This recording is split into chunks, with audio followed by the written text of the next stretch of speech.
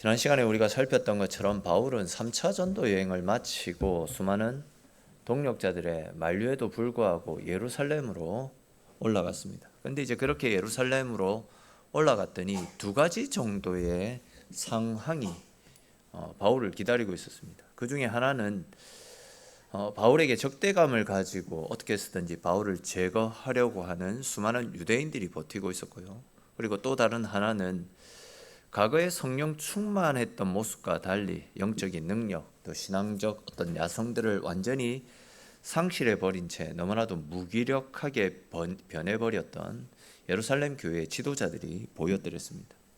그렇게 이제 영적인 능력을 상실해버렸던 예루살렘 교회 지도자들은 율법주의 유대인들이 바울을 제거하기 위해서, 바울이 왔다라는 소식을 듣고 바울을 제거하기 위해 교회로 찾아와서 교회 가운데 또 어지럽힘을 행하게 될까봐 지레 겁을 먹고는 기도하면서 이 문제를 해결하려고 하기보다도 인간적인 생각을 바탕으로 해결책을 제시하지 않았습니까? 그들이 제시했던 해결책이 무엇이었습니까? 당시 예루살렘 교회 안에는 나시린이 되기 위해서 3년간의 수행을 마치고 마지막 단계인 머리를 깎고 또 서원 제사를 드리는 일을 마지막으로 해야 되는데 그 비용이 없어가지고 나시린 입문을 하지 못하고 있는 형제들이 4명 있지 않았습니까? 근데 만약 바울이 그 사람들에게 필요한 비용을 대신 지불해주고 또 그 예식 가운데 바울도 직접 참관해서 그들을 축하해 준다면 바울의 그런 모습을 보았던 유대인들이 바울은 율법을 폐지하러 온 사람이 아니라 율법을 준행하고 잘 지키는 사람이다라고 생각해서 바울에 대한 어떤 경계심을 풀게 될 것이니까 지금이라도 당장 그 4사람의 머리 깎는 비용과 서원 제사 비용을 대신 지불해서 그들이 나시린의 서약을 마무리할 수 있게 도와주면 안 되겠냐, 이런 제안을 하지 않았습니까? 다시 말해서 당시 예루살렘 교회 지도자들은 바울에 대한 어떤 유대 율법주의자들의 오해를 풀기 위해서 신앙적이고 믿음 있는 방법을 제시했던 것이 아니라 그냥 사람들에게 보이기 위한 정치적인 어떤 퍼포먼스를 제시했던 것입니다. 그만큼 이제 당시 예루살렘 교회 지도자들의 영성과 또 믿음이 많이 식어 있고 한마디로 신앙적으로 바닥을 치고 있었던 것을 알 수 있는 상황입니다. 자, 그런데 이제 지난 시간까지 우리가 이렇게 살폈고 여기까지 살폈고 오늘 우리가 살펴볼 말씀에서는 바울이 예루살렘 지도자들의 요청을 받아들여서 비용이 없어서 나시린 입문을 하지 못하고 있던 그들을 위해서 머리를 깎는 비용과 소원 제사를 드릴 수 있는 비용을 대신 지불해 주고 또 나시린 예식을 진행하는 그 예식에도 직접 참관하는 말씀들이 나타나고 있습니다. 그와 관련된 말씀들을 조금 더 함께 자세히 살펴보면서 하나님 주시는 은혜를 나누어 보겠습니다. 이 시간 가운데도 말씀을 깨닫는 지혜와 하나님께서 나에게 주시는 나를 위해서 준비해 놓으신 새로운 은혜를 받아 누리시는 귀하고 복된 시간 되시기를 주님의 이름으로 축원합니다. 자, 먼저 우리 26절 말씀을 보십시오. 보시면 바울이 예루살렘 교회 지도자들의 말을 따라서 나시린들의 머리 깎는 비용을 지불하고 또 나시린 서약을 하는 그 의식에 참관하는 장면이 나타납니다. 자, 그런데 이제 뭔가 조금 이상한 것이 느껴지지 않습니까? 분명 예루살렘 교회 지도자들은 지나온 세월 동안 신앙적 영성 또 믿음이 많이 떨어져서 이런 인간적인 방법들을 제시했다라고 그렇게 이해할 수 있겠지만 바울은 이들과 다른 사람 아닙니까? 그에게는 늘 성령의 동행하시는 은혜가 뒤따랐고 또 복음을 위해서는 목숨까지도 아까워하지 않고 불 속으로 뛰어들었던 사람이 바울이었습니다. 즉 바울에게는 이들과 예루살렘 교회 지도자들과 달리 탁월한 영성이 아직도 계속 활활 타오르고 있는 상황입니다. 근데 그런 바울이 어떻게 이런 세상적인 방법에 동의할 수 있었을까? 이런 의문이 생겨나는 것이 사실입니다. 근데 이제 바울이 이런 선택을 하게 되었던 이유를 가르쳐 주는 말씀이 고린도전서 9장 20절 부터 22절 사이에 나타나고 있는데, 우리 고린도전서 9장 20절 22절 말씀 같이 한번 읽어보겠습니다. 같이 읽겠습니다. 유대인들에게 내가 유대인과 같이 된 것은 유대인들을 얻고자 함이요 율법 아래에 있는 자들에게는 같이 된 것은 율법 아래에 있는 자들을 얻고자 함이요 율법 없는 자에게는 내가 하나님께는 율법 없는 자가 아니요 도리어 그리스도의 율법 아래에 있는 자이나 율법 없는 자와 같이 된 것은 율법 없는 자들을 얻고자 함이라. 약한 자들에게 내가 약한 자와 같이 된 것은 약한 자들을 얻고자 함이요 내가 여러 사람에게 여러 모습이 된 것은 아무쪼록 몇 사람이라도 구원하고자 함이니. 아멘.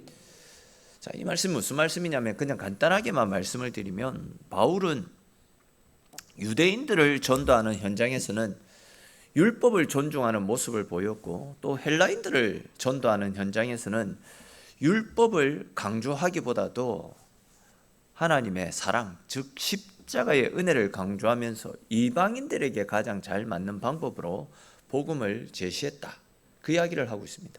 그러니까 이제 지금 바울에게는 사람들에게 복음을 제시해서 예수 그리스도를 전달하는 일이 가장 중요한 일이기 때문에 각 사람들에게 가장 알맞는 전도 방법을 택해서 전도를 행했다라는 겁니다. 다시 말해서 바울은 지금 소요 사태가 일어나고 또 자신의 목숨이 위태로워질까 봐 그런 이유로 세상적인 방법으로 타협을 했던 것이 아니다라는 겁니다. 바울은 죽음도 두려워하지 않는 사람입니다. 그에게 있어서 최고의 관심은 오직 하나, 즉 유대인들이 예수님을 믿는 것, 그것이 그의 소망이었습니다. 다시 말해서 유대인들이 예수님을 믿게 되기를 바라는 마음으로 이 방법을 선택했던 것이지, 내 하나 목숨 구걸하고자 이 방법을 선택했던 것이 아니다라는 겁니다. 자, 그런데 이제 이어지는 말씀을 잘 보시면 바울이 이렇게 유대인들의 소요를 막고 동시에 그들에게 복음을 전하고자 하는 순수한 목적으로 나시린의 서약을 마무리하려고 했던, 그들의 비용을 다 지불해주고 또 나시린 서약에도 참관을 하는 이런 노력을 보였음에도 불구하고 안타깝게도 수많은 유대인들이 몰려와서 바울을 공격하는 모습이 계속해서 이어지고 있습니다. 27절에서 29절까지 말씀을 보시면 그들이 소요를 일으키면서, 폭동을 일으키면서 내세웠던 주장이 크게 두 가지 정도로 나타나고 있습니다. 한 가지는 바울이 모세의 율법을 무시하는 사람이기 때문에 우리가 그를 가만히 두면 안 되겠다, 이런 이유로 바울을 공격해 들어왔고, 또 다른 하나는 바울이 이방인들을 성전으로 데리고 들어감으로써 하나님의 성전을 더럽게 했다라는 그런 이유로 바울을 공격하고 있는 겁니다. 자, 그런데 이제 문제는 당시 유대인들은 진짜 바울이 진짜 율법을 무시하는 사람이었는지, 또 진짜 바울이 이방인을 데리고 성전 안으로 들어가서 율법을 어긴 채 이방인들을 성전 안으로 데리고 들어가서 하나님의 성전을 모독했는지, 그것에 대한 사실 유무는 하나도 따져보지 않았습니다. 조사해보지도 않았습니다. 그냥 바울을 모함하는 일부 몇 사람의 거짓 선동에 이끌려가지고 모두가 바울을 제거해야 된다 라면서 지금 폭동을 일으키고 있는 상황이었습니다. 무슨 이야기냐면 그들은 사실대로 믿었던 것이 아니라 그냥 누군가가 외치는 그 말을 그냥 자기들이 믿고 싶었기 때문에 그냥 믿고 싶은 대로 결론을 내리고 그것을 사실로 몰아가서 바울을 죄인처럼 정죄하고 있는 것입니다. 그리고는 이제 30절 말씀에 나타나고 있듯이 그들이 바울을 잡아다가 성문 밖으로 내치고 돌로 쳐서 바울을 죽이려고 덤벼드는 장면이 나타납니다. 저는 이 말씀 묵상하면서 개인적으로 참 많은 생각이 들었습니다.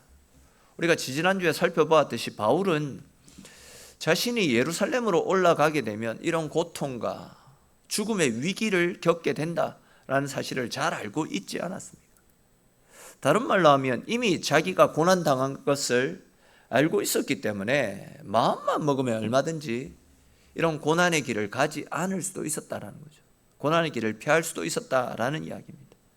그러나 그럼에도 불구하고 그는 예루살렘 행을 선택했고 그 결과 그가 예상했던 대로 사람들로부터 모욕을 받고 돌에 맞아 죽을 뻔한 위기에 처해 있는 상황입니다. 그런데 이제 다른 서신서들을 보게 되면 바울은 이렇게 자기가 고난당하는 것을 원망하지 않습니다. 하나님이 왜 나에게 이런 고통을 주시는 것입니까? 불평하지 않습니다. 오히려 자기의 이 고난이 그리스도의 남은 고난에 동참하는 것이다 라고 생각하면서 오히려 감사하고 기뻐함으로 이 고난에 동참하는 모습을 말로 표현하는 장면들이 많이 나타납니다. 즉 주님 때문에 이런 고난과 아픔을 당하는 것을 감사히 여겼다라는 겁니다. 자, 그런데 여러분, 어떻게 이런 수치와 고난을 당하면서 그럼에도 불구하고 주님 앞에 감사하고 기뻐하는 삶을 살 수 있겠습니까? 여러분, 누군가가 우리를 향해서 예수님 때문에 너도 이런 고난과 수치를 당하라 라고 한다면 과연 나는 감사와 기쁨으로 이런 고난에 동참할 수 있을 것 같습니까? 혹 여러분, 예수님 때문에, 복음 때문에 바울과 같은 그런 고난을 당해본 적이 있습니까? 예수님 때문에 뺨을 맞아보고 예수님 때문에 모욕적인 말을 들어본 그런 경험들이 혹 있습니까? 예수님은 나를 위해서 하늘의 보좌 영광 권세를 다 포기하시고 이 땅에 오셔서 온갖 천대와 멸시, 고난과 박해를 다 당하시고 고난의 십자가를 짊어져 주셨는데 우리는 그런 예수님을 위해서 어떤 희생을 감수하며 살아가고 있습니까? 바울은 이런 예수님의 희생과 사랑을 너무나도 잘 알고 있었기 때문에 예수님께서 걸어가셨던 고난의 길, 십자가 길에 나 같은 사람도 조금이라도 동참할 수 있음에 감사하는 마음으로 자기가 가는 곳곳에서 매를 맞고 또 목숨의 위협을 당하고 살 소망이 끊어져 버리는 그런 극한 상황 가운데서도 낙심하지 않고 오히려 나는 그리스도의 남은 고난에 동참함으로 감사하고 기뻐한다라는 이런 고백을 할 수 있었던 것입니다. 사실 모든 사람들은 좋은 음식을 먹고 큰 집에서 살고 안정된 생활을 누리며 살아가는 것을 행복이라고 생각합니다. 그런데 만약 이런 기준으로 행복을 판단한다라고 한다면 세상에서 가장 불행한 사람은 아마 예수님이 아닐까 싶습니다. 예수님을 보십시오. 결혼도 못했습니다. 온갖 비난과 멸시는 다 당하셨습니다. 그러다가 결국 저주 속에서 십자가의 비참한 죽음을 당하시지 않았습니까? 여우도 굴이 있고 또 새도 집이 있는데 예수님은 거처할 집조차 없으셨습니다. 복음을 전하시느라고 식사를 거르는 일이 부지기수였고 힘든 사역으로 인해서 피곤하신 가운데서도 늦은 밤까지 기도하시고 또 새벽 일찍이 일어나셔서 하나님께 기도함으로 하루를 열어가신 분이 예수님입니다. 그렇게 열심히 사역하고 그렇게 열심히 기도했는데 그분에게 남겨진 것은 십자가뿐이지 않았습니까? 근데 복음서 말씀을 묵상하다 보면 우리 주님은 그 십자가를 당신의 영광으로 여기셨다라고 말씀하고 있습니다. 십자가를 고난으로, 고통으로, 저주와 멸시로 생각하지 않고 오히려 하나님께서 당신에게 주신 영광으로 생각하며 십자가를 짊어지셨다라는 겁니다. 다시 말해서 우리 주님은 십자가를 기쁨으로 여기고 자랑으로 여기셨던 것입니다. 사랑하는 성도 여러분, 지금 나는 과연 무엇이 나의 기쁨이고 무엇이 나의 큰 자랑거리가 되어지고 있습니까? 나는 지금 무엇 때문에 행복해하고 무엇 때문에 감사하는 삶을 살고 있습니까? 사실 우리는 너무 좋은 환경에서 너무 편하게 신앙생활을 하고 있습니다. 종교의 자유가 보장되어져 있고 신앙생활을 한다고 때리고 잡아다가 옥에 가두는 그런 환경 속에서 살고 있지 않지 않습니까? 편한 환경 속에서 내가 받은 직분에 감사하면서 또한 내가 예배에 안 빠지고 교회 잘 출석하고 헌금 생활 잘하는 그 일에 만족하면서 내 정도면 그래도 괜찮은 신앙인 아닌가 스스로 만족하며 신앙생활을 하고 있지는 않습니까? 그러나 진짜 헌신과 진짜 신앙은요, 사도 바울처럼 이런 고난과 어려움 속에서도 내가 받은 십자가의 사랑에 감사하면서 하나님을 바라보는 것, 이것이 진짜 신앙생활 아니겠습니까? 예수님도 그랬습니다. 바울도 그랬습니다.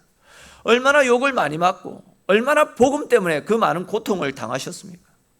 그런데 우리는 너무나도 안전하게 예수를 믿으려고 합니다. 주님 때문에 욕먹는 것을 두려워합니다. 하나도 손해보지 않고 그냥 편안하게만 신앙생활을 하려고 합니다. 조금만 손해가 오고 핍박과 고난이 오면 내가 편하기 위해서 믿는 것인데 이런 고난을 당하면서까지 내가 왜 신앙생활을 해야 되냐? 내가 왜 예수를 믿어야 되나? 이런 마음으로 믿음을 포기하는 사람들도 너무 많이 있습니다.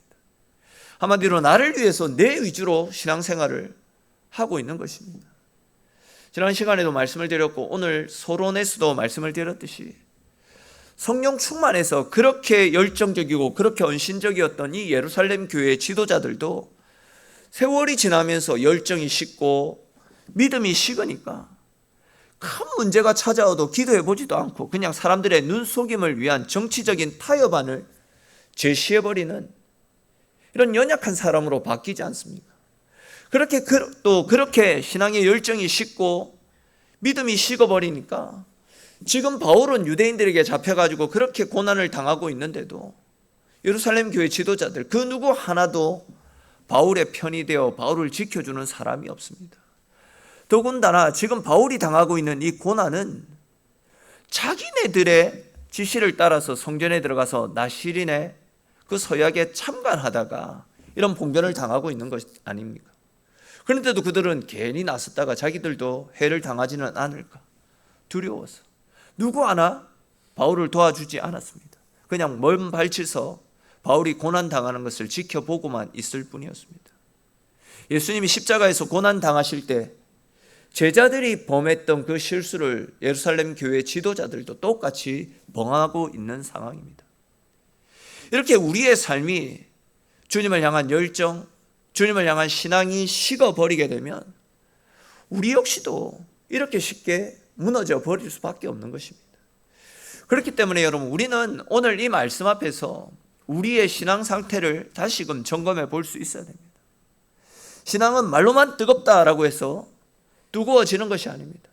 말로만 주님을 사랑한다라고 말하면서도 정작 주님을 위해서 손해볼 자리에는 물러서고 주님을 위해서 책임질 자리에서는 침묵하고 있다라고 한다면 죄송하지만 그 신앙은 이미 식어져 버린 신앙이다라고 말씀을 드릴 수 있습니다.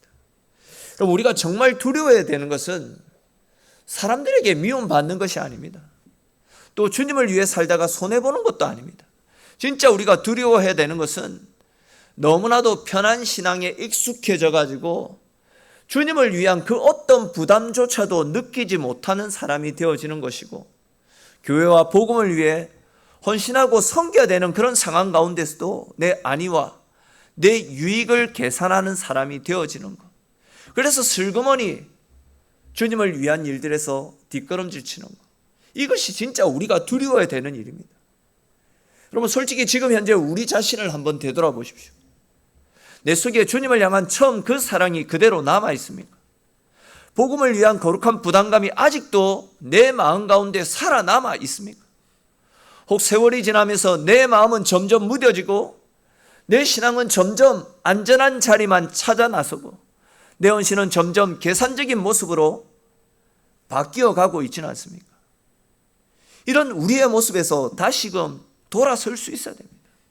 사람들의 눈치를 보면서 뒤로 물러서는 신앙이 아니라 주님께서 기뻐하시는 일이라면 손해도 기꺼이 감당하고 오히려 불편함도 기꺼이 감당하는 그런 삶을 살아갈 수 있어야 됩니다. 복음을 위해서 내가 서야 할 일이 있다라고 한다면 더 이상 물러서지 않고 믿음으로 담대하게 그 자리에 서 있을 수 있어야 된다라는 겁니다. 여러분 평안함만 붙드는 신앙은 절대 주님이 기뻐하지 않습니다. 예루살렘 교회 지도자들처럼 이렇게 무기력하게 나자빠질 수밖에 없습니다.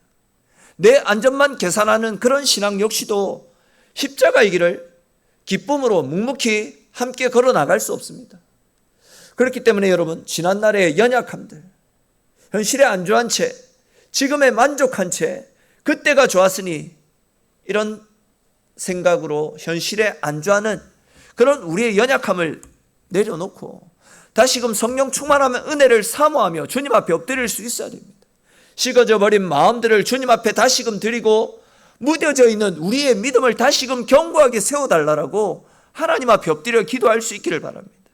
주님을 향한 처음 사랑과 처음 열정들을 다시금 회복해서 남은 우리의 삶이 사람들 앞에서 안전해지는 삶이 아니라 주님 앞에서 부끄럽지 않는 삶, 또한 주님이 기뻐하시는 신앙인으로 다시금 불타오르는 주님께서 원하시고 기뻐하시는 저와 여러분들의 모습이 될 수 있기를 주님의 이름으로 축원합니다.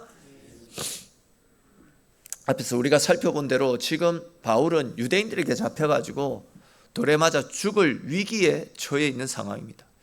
그러던 중에 이제 32절에 기록된 말씀처럼 유대인들의 난동 소식을 들었던 로마의 천부장이 군사들을 끌고 찾아왔습니다. 그리고 이제 바울을 쳐서 죽이려는 유대인들이 그 천부장과 군사들을 보고는 겁을 먹고는 행동을 멈추는 것을 볼 수 있습니다. 그러자 이제 그 천부장이 유대인들에게 너희가 왜 저 사람을 죽이려고 했느냐 이렇게 물어보자 어떤 사람은 이런 이야기를 하고 또 어떤 사람은 저런 이야기를 하는 겁니다. 그러니까 이제 쉽게 이야기해서 그들도 왜 자기가 바울을 죽이려고 하는지 정확한 이유를 알지 못한 채 그냥 바울을 미워하는 어떤 몇몇 선동자들을 따라서 무작정 바울을 향해 돌을 던지고 바울을 죽이려고 덤벼들고 있었다라는 겁니다. 그러니까 이제 바울은 별다른 이유 없이 대중들의 선동에 의해서 목숨의 위협을 받고 있는 상황이었다라는 겁니다. 근데 이렇게 바울은 로마 군사들이 출동하는 바람에 이제 죽음을 면하게 되었습니다. 그렇지만 이제 당시 로마의 천부장이 볼 때에 바울은 유대인들을 격분케 하는 사람처럼 여겨졌습니다. 이에 바울을 그대로 풀어주면 또다시 유대인들을 격동케 해서 큰 소동이 일어날 수 있겠다. 이런 생각에 로마의 천부장이 바울을 체포해버립니다. 근데 여러분 이 부분을 한번 생각해 보십시오. 바울은 지금 자기 욕심을 따라 살다가 이런 고난을 당하는 것이 아니지 않습니까? 복음을 전하라, 예루살렘에 올라가서 복음을 전하라 라는 하나님의 말씀 앞에 순종하다가 이런 일을 당하고 있습니다. 그런데도 지금 바울에게 돌아온 것은 칭찬, 인정이 아니라 평안한 삶이 아니라 오히려 유대인들에게 죽을 뻔하고 로마 군대에 의해 체포까지 당하는 참으로 비참한 상황에 처하지 않습니까? 사실 사람의 눈으로 보면 지금 바울의 모습은 실패한 자의 모습과 다를 바 없습니다. 억울하게 보일 수 있습니다. 하나님을 위해 살았는데 왜 이런 일을 당해야 되는지 하나님을 향해 욕을 하고 원망할 수도 있는 그런 상황 아니겠습니까? 그러나 여러분, 하나님의 사람에게는 실패처럼 보이는 자리에서도 하나님의 손에 붙들리면 복음의 길이 열리는 하나님의 은혜를 경험하게 됩니다. 억울한 자리에서도 하나님께서 사용하시는 복음의 통로로 사용이 되어지는 것입니다. 바울은 훗날 자신이 이렇게 감옥에 갇힌 상황을 두고 이런 고백을 했습니다. 우리 빌립보서 1장 12절에 기록된 말씀 한번 볼까요? 빌립보서 1장 12절 말씀 우리 같이 읽겠습니다. 형제들아, 내가 당한 일이 도리어 복음 전파의 진전이 될 줄을 너희가 알기를 원하노라. 아멘.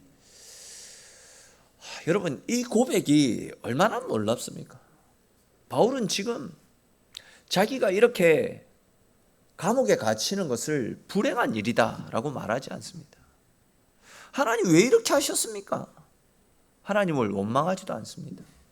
오히려 내가 당한 이 일이 복음 전파의 진전이 되었다. 이런 고백을 하고 있습니다. 즉 자기가 감옥에 갇혔기 때문에 오히려 감옥에 갇혀있던 또 다른 죄수들을 만나서 그들에게 복음을 전할 수 있게 되었고, 감옥에 갇혔기 때문에 자기를 지키는 로마 군인들에게 복음을 전할 수 있었다는 겁니다. 그리고 자기가 감옥에 갇혔기 때문에 결국에는 로마까지 복음이 증거되어지는 은혜의 길이 열릴 수 있었다라고 그렇게 고백을 하고 있는 것입니다. 그렇습니다, 여러분. 이것이 바로 하나님이 우리에게 원하시는 믿음의 눈입니다.